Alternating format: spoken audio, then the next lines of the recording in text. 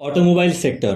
তো এই সেক্টরের মধ্যে থাকা কিছু স্টকে খুব ভালো ভালো নিউজ আসছে এবং world number one richest person Elon Musk, তার কোম্পানি টেসলা, সেই কোম্পানির সঙ্গে জড়িয়ে আছে এই সমস্ত কোম্পানি এবং সেই কোম্পানিকে টেসলাকে এরা পার্টস সাপ্লাই করে।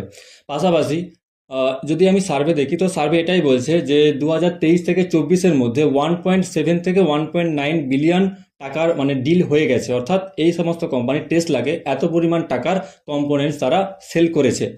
তো খুবই একটি ফিউচারিস্টিক স্টকস। এবার বলি, অটোমোবাইল সেক্টরের মধ্যে দুটি সেগমেন্ট রয়েছে, একটা হচ্ছে কমার্শিয়াল ভেহিকেল এবং একটা হচ্ছে ই ভেহিকেল। কমার্শিয়াল ভেহিকেল কি না, যে সমস্ত ভেহিকেল পেট্রোল, ডিজেল, সিএনজি এগুলোতে চলে সেগুলোকে আমরা কমার্শিয়াল ভেহিকেল বলে থাকি। এবার ই ভেহিকেল কি, ই ভেহিকেল হচ্ছে যেগুলো ব্যাটারিতে ইউজ হয়, ব্যাটারি দ্বারা চলে আর কি, সেগুলোকে আমরা ই ভেহিকেল বলি। তো এই ই ভেহিকেলের মধ্যে থাকা কিছু স্টকস, যারা গাড়ি তৈরি করে না বাট তারা গাড়িতে ইউজ হয় এমন কম্পোনেন্ট তৈরি করে, ওকে, কিছু স্টকস বলবো। পাশাপাশি বলা ভালো যে একটা পেনি স্টকস থাকবে, তার দাম মাত্র 4 টাকা, তো সেই স্টকটি এখানে বলা হবে। তো অবশ্যই ভালো করে শুনবেন, অর্থাৎ ভালোভাবে তথ্য জেনে ভালোভাবে বুঝে তবে এন্ট্রি নেবেন, ঠিক আছে, পেনি স্টকটার ক্ষেত্রে।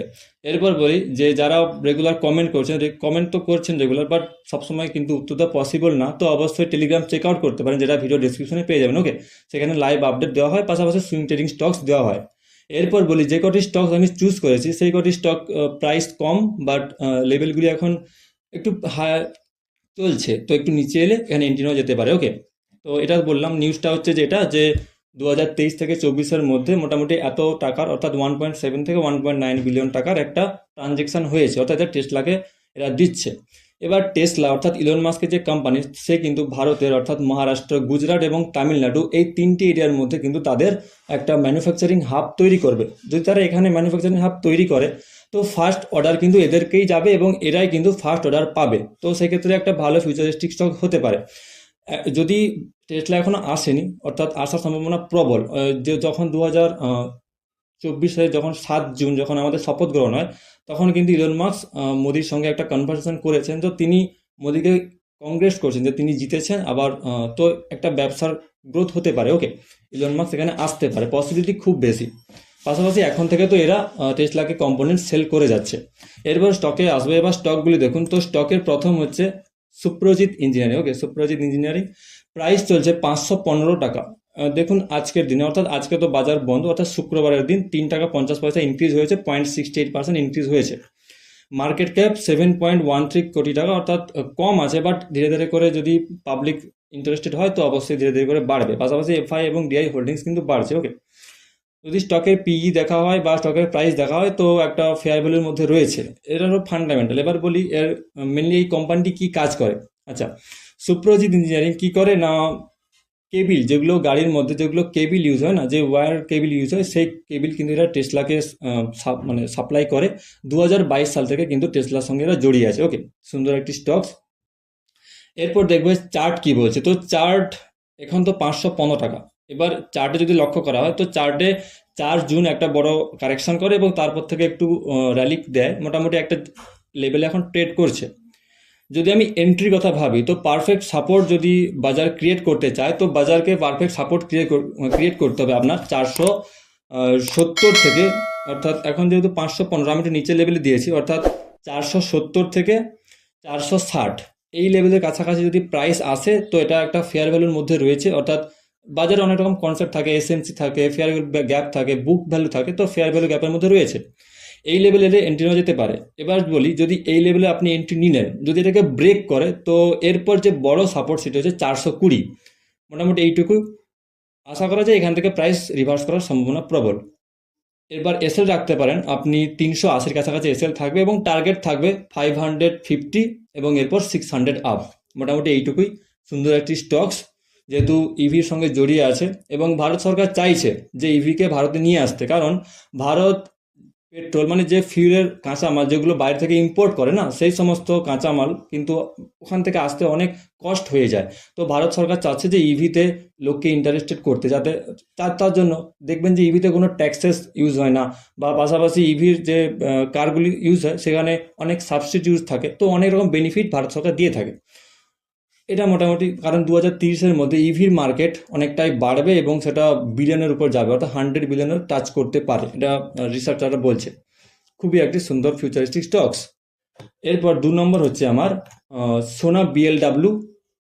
এটা মোটামুটি স্টকস এর দেখুন এখানে প্রাইস চলছে এখন 648.25। শুক্রবারের দিন মোটামুটি একটু কারেকশন করেছে। এই স্টকটি যদি দেখা হয় তো একটা স্ট্রং রেজিস্ট্যান্স ছিল, সেখানে কিন্তু এখন ট্রেড করছে। তো যদি রেজিস্ট্যান্সটা ব্রেক করে বা একটু যদি নিচে আসে, এখানে পারফেক্ট এন্ট্রি হতে পারে এবং রেজিস্ট্যান্স ব্রেকআউট যদি দেয় খুব একটা সুন্দর র্যালি পাওয়া যাবে। ওকে, এই স্টকটি যদি বললাম এই সোনা বিএলডাব্লিউ, স্ক্রিনে দেখুন এই যে স্টকটির মার্কেট ক্যাপ 38,000 crore, আগের থেকে একটু বেশি আছে। পাশাপাশি 52 যদি হাই দেখা হয় তো 720 একটু কারেকশন করেছে, অবশ্যই 10% মতো কারেকশন হয়েছে। সুন্দর একটি স্টক। পি দেখায় পি একটু বেশি। পি বেশি থাকার একটাই কারণ যে বাজার চাইছে এই স্টকটা ফিউচারে যাতে ইনক্রিজ হয়। ওকে, এই জন্য পিটা বেশি। এই যে স্টকটি এর এন্ট্রি প্রাইস কি হতে পারে, অর্থাৎ সাপোর্ট যদি আমি লক্ষ্য করি বা সেখানে যদি আমি এন্ট্রি কথা ভাবি তো কোন লেভেল হতে পারে। আচ্ছা, যদি আমি এন্ট্রি দেখি না তো এখানে 635 থেকে 640 এই যে লেভেলটি, এই লেভেলের কাছাকাছি কিন্তু পারফেক্ট এন্ট্রি হতে পারে। ওকে, আর টার্গেট থাকবে আমার 700+।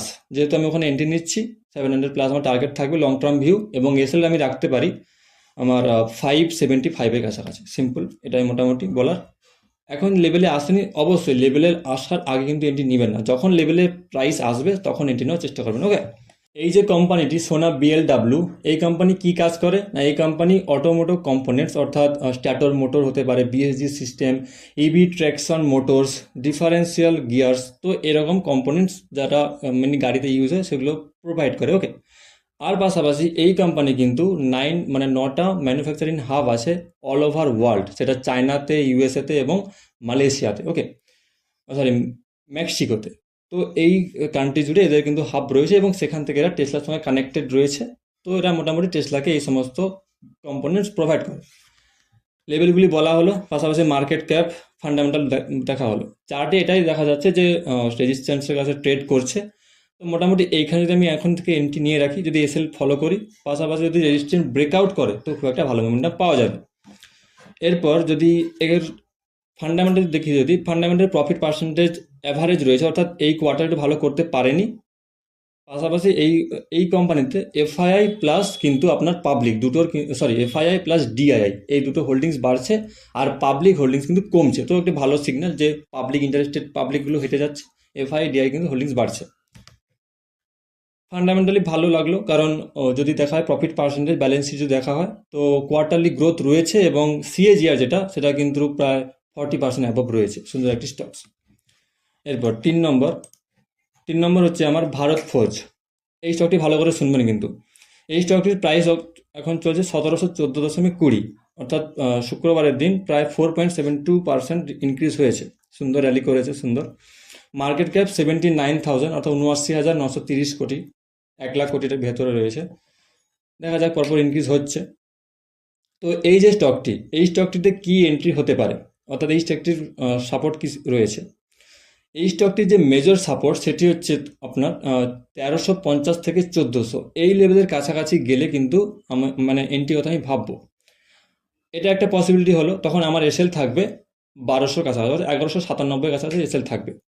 আর একটা পসিবিলিটি হতে পারে, এখন যে 1714 কাছে চলছে, যদি আমি ফিবোনাচি প্লট করি তো ফিবোনাচিতে দেখা যাচ্ছে যে ওই লেভেলের থেকে যদি একটু ওপরে যায়, অর্থাৎ 1744 থেকে 50 এই যে লেভেল, এই লেভেলের কাছে যদি স্টকটি 3 থেকে 4 দিন যদি হোল্ড করতে পারে এবং তারপর যদি ব্রেকআউট দেয়, তাহলে কিন্তু আমরা পরের লেভেল অর্থাৎ 1800 এবং 2000 লেভেল দেখতে পাবো। এটা রিস্কি প্লেয়ারদের জন্য অবশ্যই, কিন্তু এর পারফেক্ট এন্ট্রি এটাই হবে যে 1350 থেকে 1400 কাছাকাছি যদি কারেকশন করে তো সেখানে আমরা পারফেক্ট এন্ট্রি নিতে পারবো এবং লং টার্ম ভিউ রাখতে পারবো। কিন্তু যারা শর্ট টার্ম প্লে করতে চান, এরা পসিবিলিটি আছে 50-50 চান্স। কি বললাম যে 1744 লেভেলের কাছে 3-4 বার এটাকে হোল্ড করতে হবে, ওই লেভেলের কাছে যেন ক্যান্ডেল সাস্টেন করে এবং হোল্ড করে 3-4 দিন, ডের ক্যান্ডেল। তারপর যদি ব্রেকআউট দেয় সেখানে কিন্তু একটা মোমেন্টাম আশা করা যায়, সেটা 1900 এবং 2000 হতে পারে। আর এসএল যেমন যেমন টার্গেট আপনি রাখবেন তেমন আপনি এসএল রাখবেন, অর্থাৎ 100 পয়েন্ট কি 150 পয়েন্ট এসএল রাখবেন সেরকম। তো এই কোম্পানি একটা ভালো দিক লাগলো কি, এই কোম্পানি প্রত্যেকটা সেক্টরের সঙ্গে জড়িয়ে আছে। এই কোম্পানি রেলওয়ে, ডিফেন্স, মাইনিংস, কনস্ট্রাকশন, তারপর আপনার অ্যারোস্পেস, মানে হিউজ পরিমাণ এরা প্রোডাক্ট তৈরি করে এবং বাজার টিকে আছে এখনো, মানে খুব একটা ভালো দিক এটা লক্ষ্য হলো।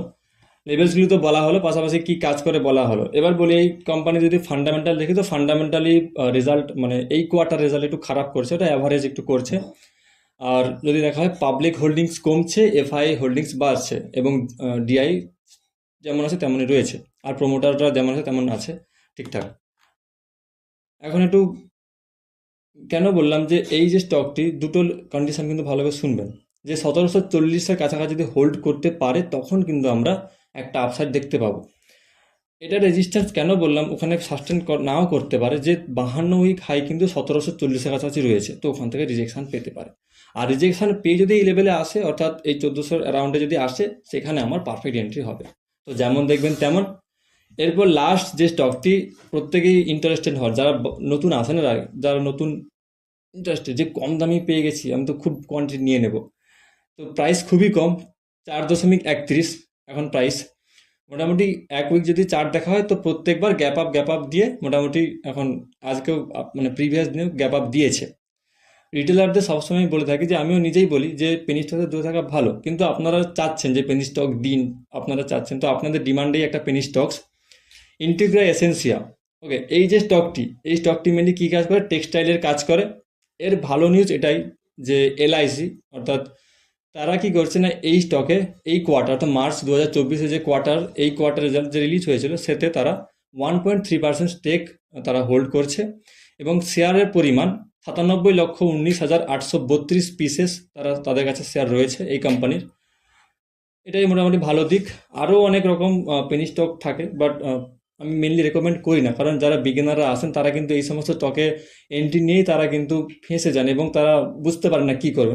কারণ এই সমস্ত স্টকে মেনলি কী হয়, যে বায়ার এবং সেলার সমান সমান থাকে না, কোনো সময় হিউজ বায়ার থাকছে, কোনো সময় হিউজ সেলার থাকছে, তো আপনি কনফিউজ হয়ে যাবেন, আপনি মালটা বেচতে পারবেন না, এই প্রবলেমগুলো হয় আর কি মেনলি। তো অবশ্যই কম কোয়ান্টিটি নেবেন, এবং লোভ কম রাখবেন। আমি বললাম বলে যে আপনি একদম 1000, 2000, 3000 কোয়ান্টিটি একদম করবেন না। যেই টাকাটা আপনার নিড থাকবে না সেই টাকাটা ইউজ করবেন। অবশ্যই দেখা যাক কি হয়, মোটামুটি শর্ট টার্ম মোমেন্টাম দিতে পারে। আর আরেকটি বিষয়, যে কটি স্টক বলা হলো পারফেক্ট লেভেল চার্টে মার্ক করুন, এবং সেই লেভেলে যাওয়া না পর্যন্ত এন্ট্রি নেবেন না, এবং হয়তো কমেন্ট করবেন না যে দেখা যাচ্ছে আমি একটা স্টক রেকমেন্ড করেছি, সেটা পারফরমেন্স করে ফেলেছে, বাট তারপর আপনি গিয়ে নিচ্ছেন, তো তখন তো আপনি লসেসই করবেন না। তো অবশ্যই লাইভ আপডেট ফলো করার জন্য অবশ্যই টেলিগ্রাম চেক আউট করতে পারেন, সেখানে প্রত্যেকটি স্টকের কোন কোন টার্গেট হতে পারে প্রত্যেক কিছু ডিসকাশন করা। ওকে, তো এই হলো মোটামুটি স্টকস, ইভি স্টকস, পাশাপাশি এটা পেনি স্টকস। পরের ভিডিওতে মোটামুটি থাকছে আপনাদের ওয়াইন্স, এবং পাশাপাশি আর একটি রেস্টুরেন্ট স্টকস। তো অবশ্যই সঙ্গে থাকুন, আর যদি ভালো লাগে অবশ্যই লাইক করতে পারেন, এবং অবশ্যই চেক আউট করবেন টেলিগ্রাম। থ্যাংক ইউ।